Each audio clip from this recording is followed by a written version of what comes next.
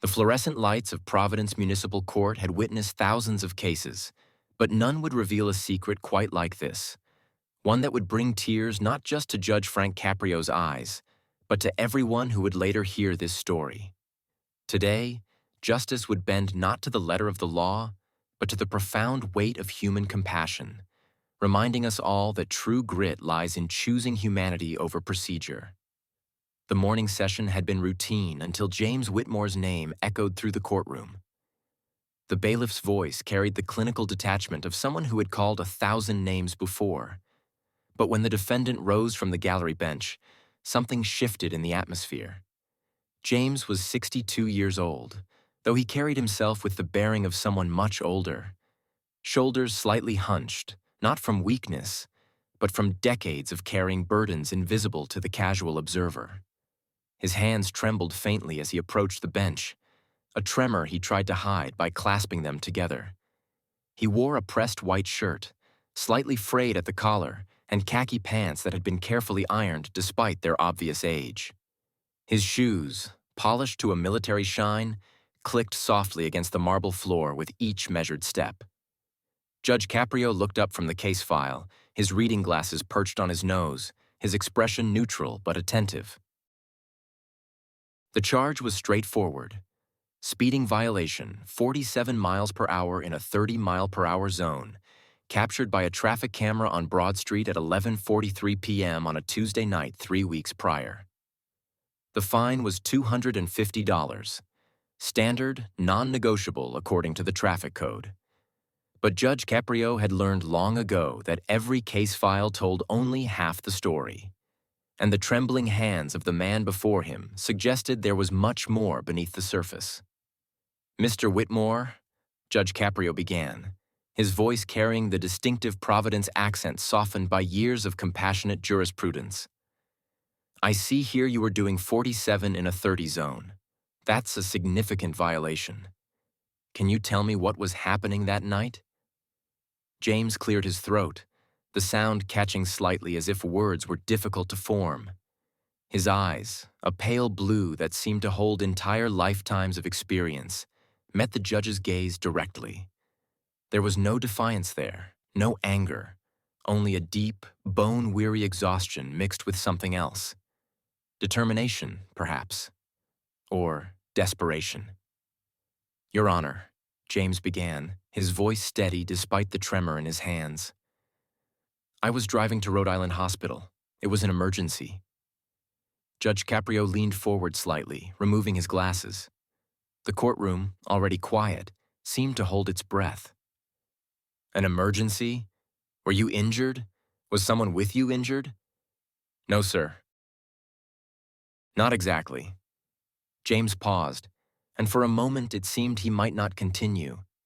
His jaw worked silently, as if he were physically forcing the words out. "My father was dying, Your Honor. The hospital had called to say he had maybe hours left. But that's not why I was speeding." The judge's eyebrows rose slightly. "You were rushing to see your dying father, but that's not why you were speeding? Mr. Whitmore, I'm going to need you to explain that to me." In the gallery, a few spectators leaned forward. The court reporter's fingers hovered over her stenotype machine, waiting. Even the bailiff, a stoic man who had seen every variety of human drama, shifted his weight with interest. James took a deep breath, and when he spoke again, his voice carried a different quality, something raw and unguarded. "My father is 91 years old, Your Honor. He's a Korean War veteran, Purple Heart recipient. He's been in hospice care for the past 6 months with stage 4 pancreatic cancer." James's voice cracked slightly on the word cancer, but he pushed forward. "But my father's biggest regret, the thing that haunted him his entire life, was that he never married my mother."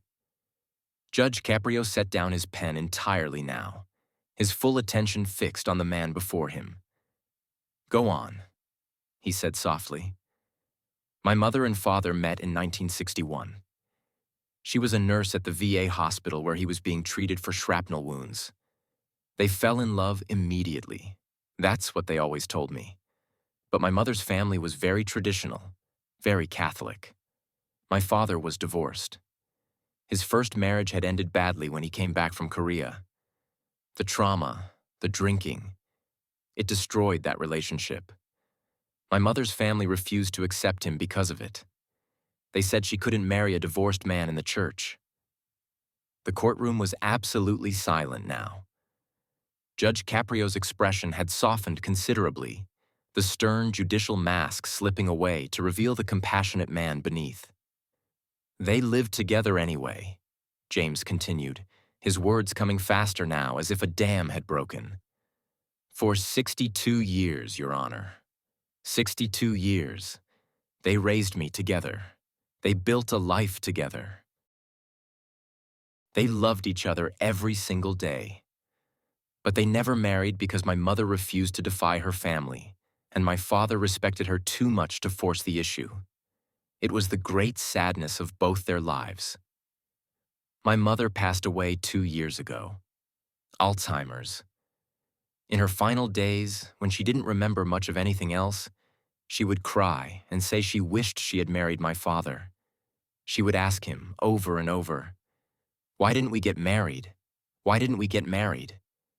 It broke him, Your Honor. It absolutely broke him. Judge Caprio's eyes had begun to glisten. He reached for the glass of water on his bench, taking a small sip, but it seemed more to buy himself a moment to compose his emotions than from any actual thirst.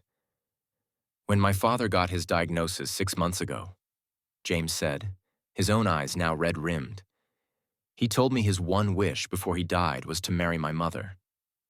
I didn't understand at first. I thought the medication was confusing him, but he was completely lucid. He said, "I want to marry her, Jimmy. I want to stand before God and marry your mother. I don't care if she's gone. I want to make that vow." A tear rolled down James's cheek, which he quickly wiped away with the back of his hand. I spent weeks trying to figure out how to make it happen. I contacted priests, ministers, rabbis, anyone who might perform some kind of ceremony. Most thought I was crazy, but then I found Father Miguel at St. Mary's. He's a young priest, very progressive. He said he would do it, a symbolic ceremony. He said love transcends death, and if it brought my father peace, he would honor that. Judge Caprio's hand had moved to his chest, pressing against his heart as if to steady it. That Tuesday night, 3 weeks ago, I got the call from hospice at 11:30 p.m. They said my father had taken a turn. They didn't think he'd make it through the night. But, Your Honor, Father Miguel was waiting at the hospital. We had planned the ceremony for the next morning, but we had to do it that night. It was our last chance. I had my mother's wedding dress in the car. I had the rings my father had bought 60 years ago and kept in a drawer all this time. I had flowers. I had everything ready because I knew this moment might come suddenly. I wasn't just rushing to say goodbye to my father, James said, his voice breaking completely now, tears flowing freely down his face. I was rushing to help him marry the love of his life. I was rushing to give him the one thing he wanted before he left this world. I was speeding because I needed to get there in time to dress my mother's empty chair in her wedding gown, to place her photograph on it, to set up the flowers, to have everything perfect so that when Father Miguel arrived, my father could finally say the vows he'd wanted to say for 62 years. The courtroom was no longer silent. There were audible sniffles from the gallery. The court reporter had stopped typing altogether, her own eyes brimming with tears. The bailiff had turned slightly away, his jaw clenched tight. Judge Caprio removed his glasses completely, setting them on the bench with trembling hands. He pressed his fingers against his eyes for a long moment. When he looked up again, his face was openly emotional, tears tracking down his weathered cheeks. "Did you make it in time?" the judge asked, his voice thick with emotion. James nodded, a small, sad smile crossing his face. "I did, Your Honor. I made it with 20 minutes to spare. We set everything up in his hospice room. Father Miguel performed the most beautiful ceremony I've ever witnessed. My father was so weak he could barely speak, but he said those vows, Your Honor. Every single word. I, Robert Whitmore, take you, Catherine Ann Morrison, to be my lawfully wedded wife. He said them looking at her photograph, holding the hand of her empty dress, and Your Honor, I swear this is true. For just a moment he looked young again. The pain left his face. He looked like the young soldier in the old photographs, full of hope and love. Did he? Judge Caprio couldn't finish the question. He passed away 4 hours later, Your Honor. But he died a married man. He died having finally made the promise he'd wanted to make his entire life. He died at peace. The silence that followed was profound and sacred. Judge Caprio sat back in his chair, making no attempt to hide his tears now.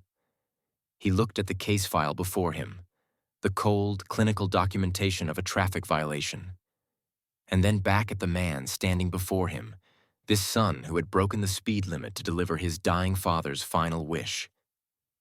Mr. Whitmore, Judge Caprio finally said, his voice rough with emotion. I've been on this bench for 37 years. I've heard thousands of cases. I've listened to every excuse, every explanation, every story. But I have never heard anything like what you've just told me. He picked up the case file and held it for a moment, as if weighing it. This piece of paper says you owe the city $250 for speeding. It says you broke the law. It says you endangered public safety. He paused, his eyes locked on James's. But I'll tell you what I see. I see a son who honored his father. I see a man who understood that some things are more important than rules. I see someone who drove too fast not out of recklessness or disregard, but out of profound, beautiful love. Judge Caprio's voice grew stronger, more passionate.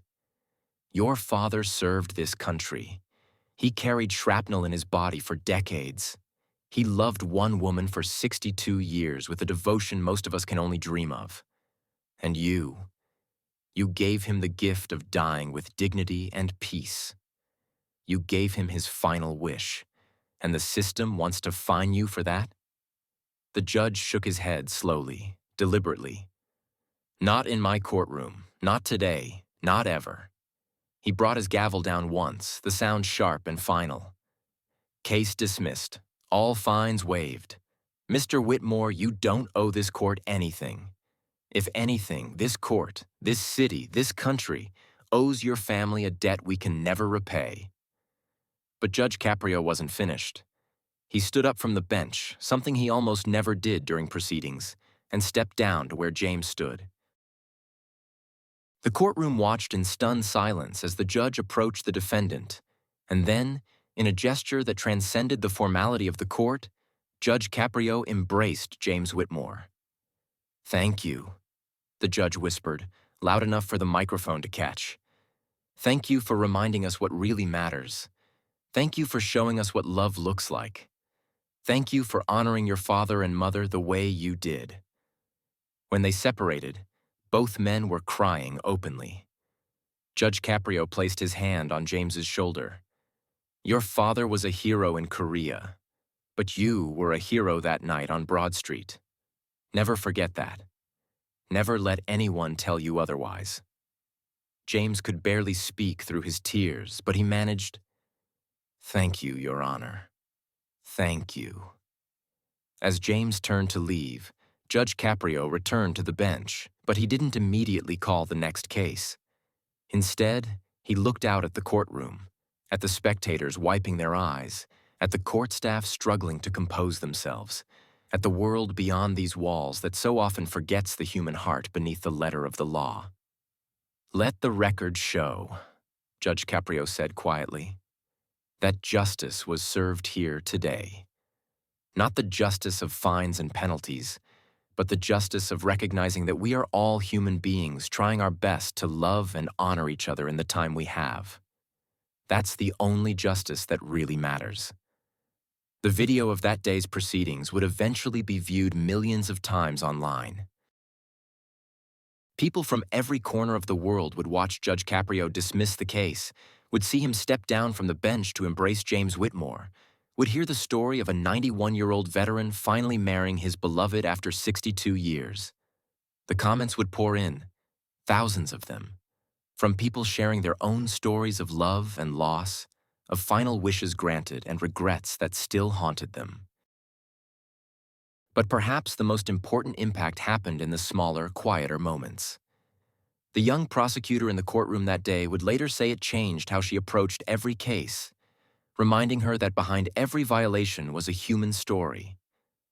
The court reporter would tell her own dying mother she loved her that very evening, mending a relationship that had been fractured for years.